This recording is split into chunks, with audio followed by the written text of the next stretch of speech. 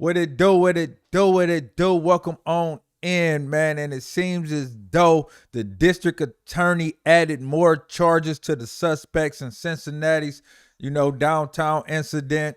Now he's trying to either raise the bail on them or no, that's what he's trying to do. So basically, they back in court for a bond hearing. They're back in court for a new bond hearing based upon the new charges that the district attorney has added, and I call them trumped up.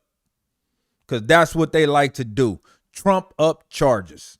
So we're going to get into that. But before we do, I hope you guys like this content. I hope you like it enough to where you hit that like, subscribe, and notification bell, and you turn on all notifications so you know when I'm going live and you know when I'm dropping new content. And with that being said, man, I need y'all to share this to y'all friends and family. And you can do that by hitting that share button and dropping on all your social media sites. And please run up them likes. Run them up, run them up, run them up, run them up, run them up, because YouTube will then know that you like this content and know that it's okay for you to for them to push this content out to other users. And if you want to use this content for whatever use that you want to use it for, feel free to do so.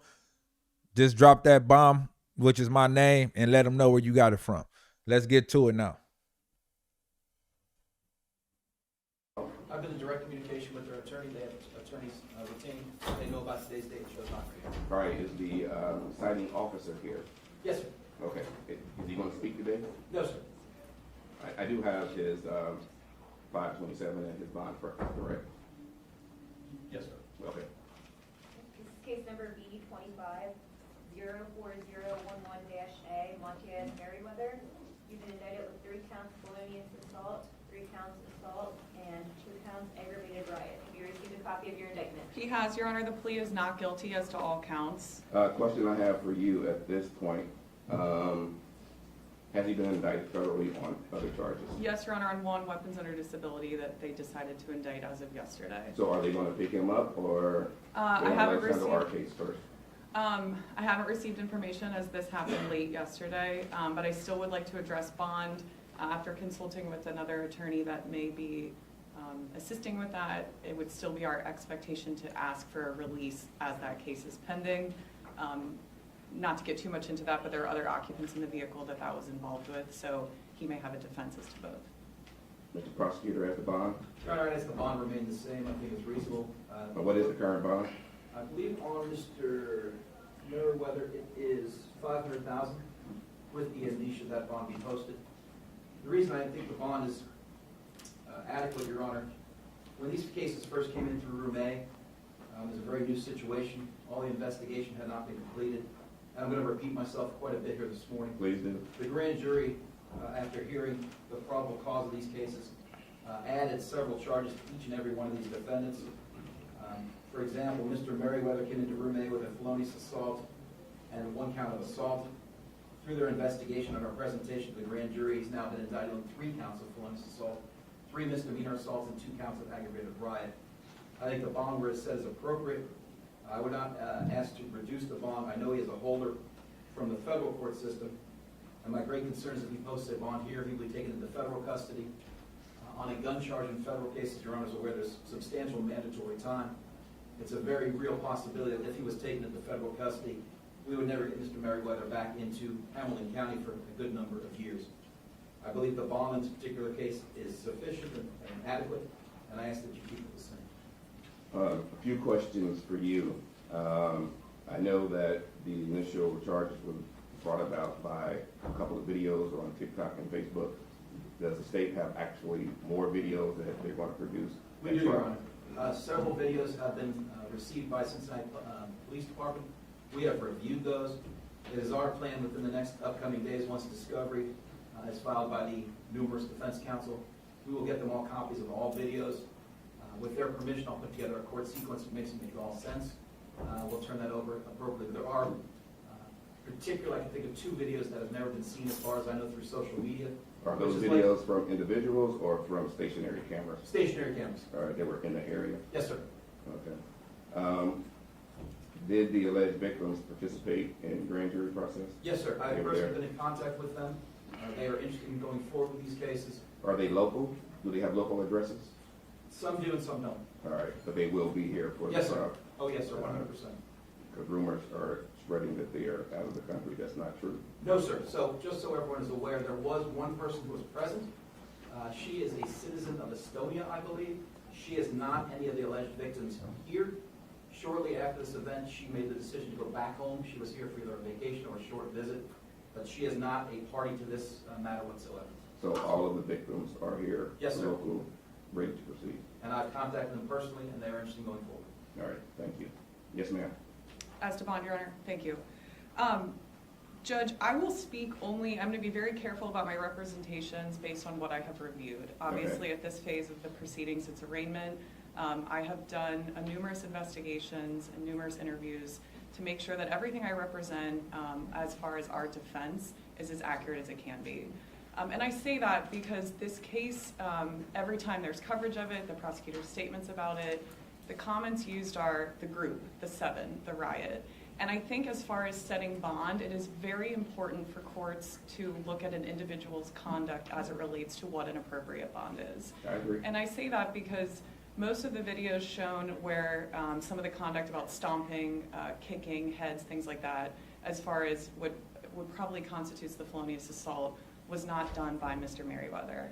As I indicated, probably 20 videos that I've watched numerous times, and I brought them to court to make sure my representations are correct, indicate him involved in a fight, a fist fight, and there's no debate about that.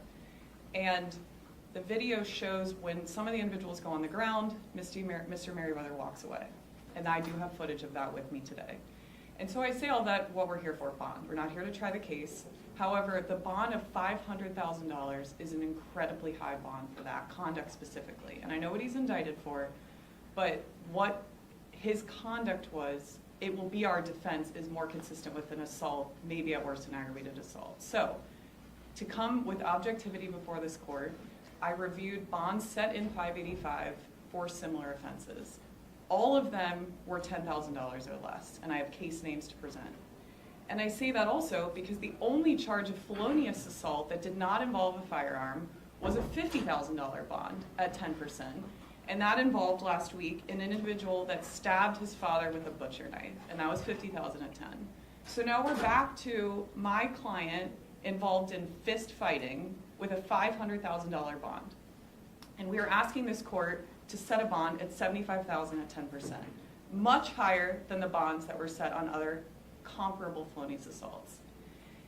In addition to that, Your Honor, he's a father of 5, 3 of whom are biracial, because that's become a crux of this case, and I think that that's important to note.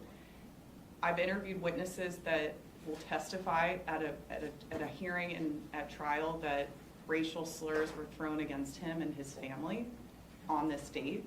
And so that comes back to, while we're not here to try the case, we're here to set a bond on him using fists. There is no allegation that he had a weapon. There's no video I've received that contact was made by a kick.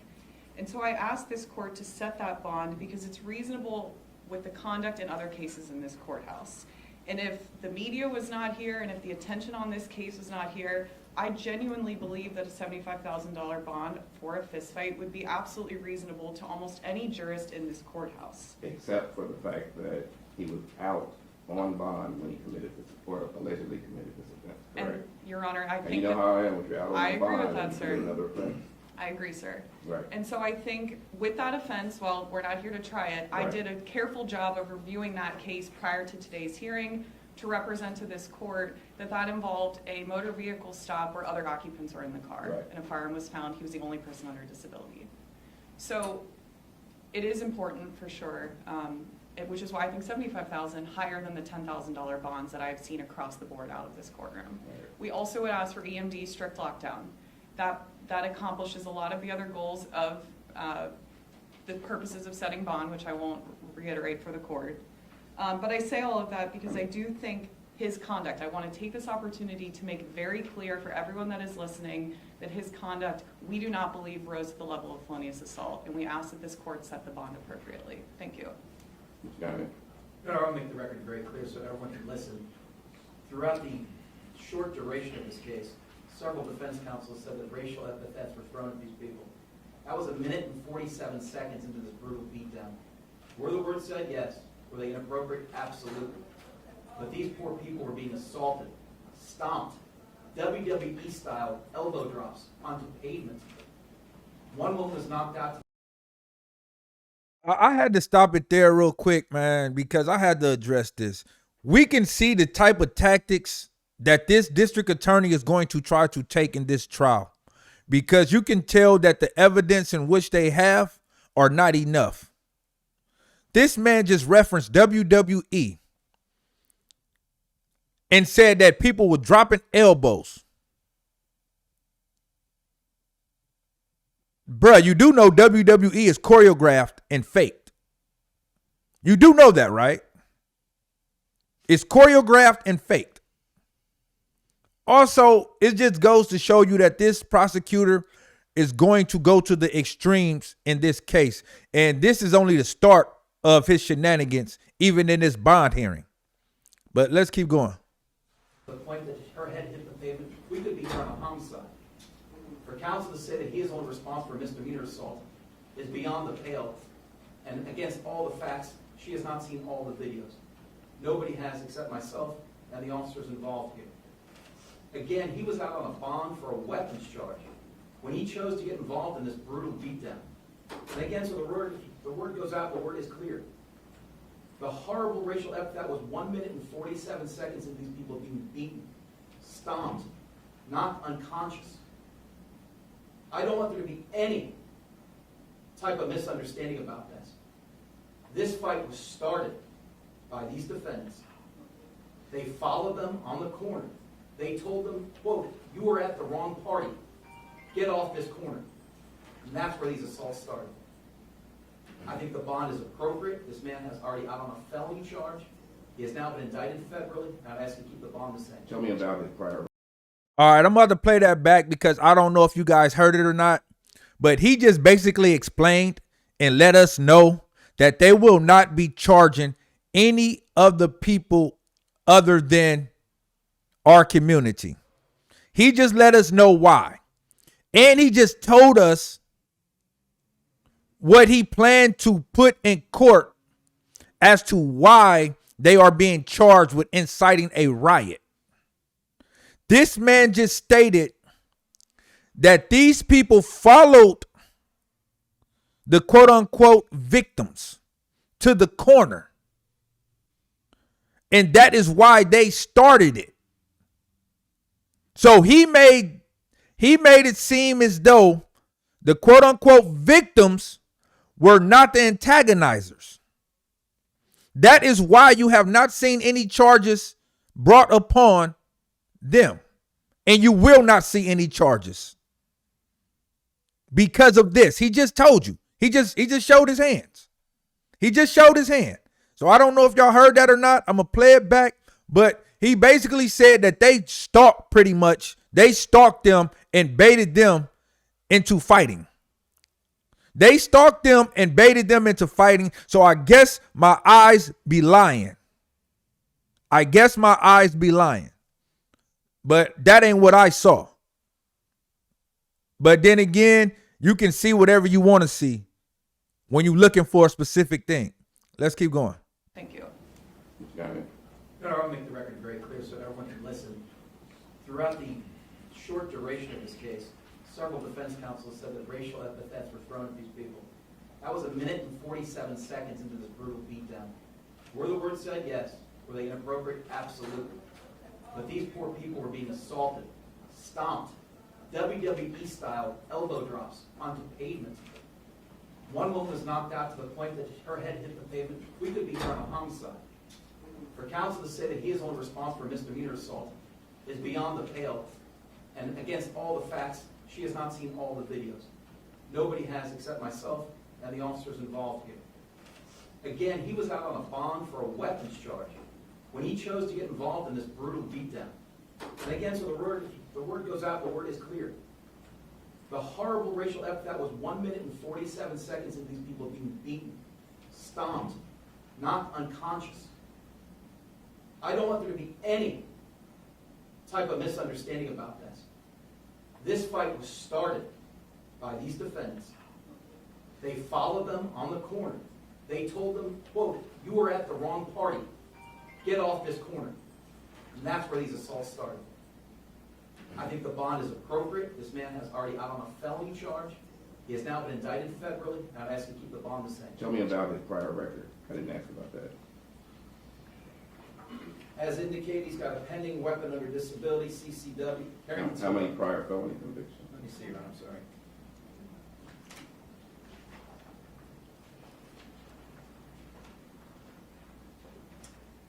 Of course I would have that available. And Judge, while he's looking, and I understand that, I know the court is very patient, this will not be a back and forth. No, take your time. But I just want to make very clear as well, that again, the prosecutor's comments as it relates to other individuals' conduct, WWE stomping, we agree with, absolutely cross the line and is inappropriate. But I would, until it is Mr. Montanez Merriweather, WWE slammed, kicked someone in the head. That's what the court is here for him specifically, not this they, the fight. That's the whole problem with this whole case.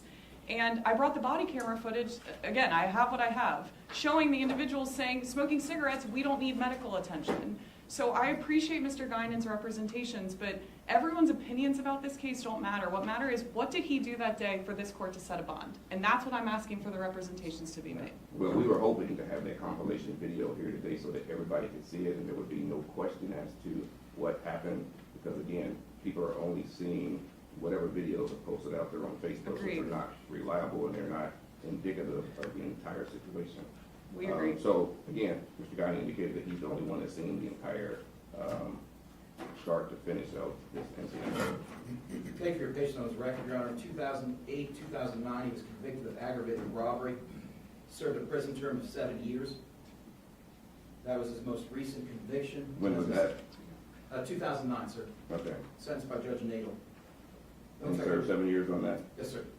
Looks like it was 2 counts, concurrent time of 7 years. All right, anything further?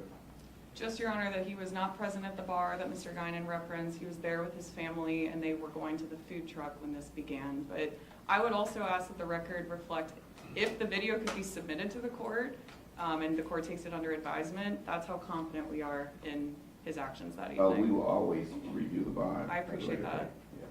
Thank you, but that's all we have. All right.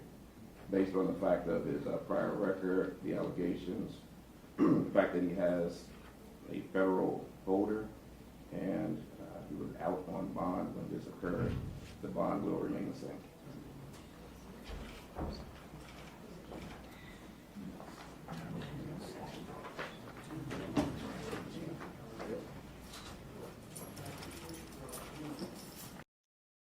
All right, so basically the judge said because of the bond which he has with the federal government and the prosecutor stating that if he does post bond here, the feds are going to come and swoop him up and they will they pretty much won't be able to try him for however long it takes for the feds to do what they have to do with him on the gun charge. But we all know the feds take precedent anyway. So if the feds want to come in and swoop him up for that gun charge, they can come do that regardless. So pretty much the judge said that he has a hold with the Fed, so it really doesn't matter if I drop the bond or not. He was cooked because of his prior charge for the gun. That's why his bond wouldn't get reduced or kept the same because of that. Because we all know what that prosecutor was saying was a whole bunch of malarkey. So the judge pretty much couldn't, his hands was tied as far as his bond go. His past history with the weapon charge and the federal charge, by that being a weapon, cooked him.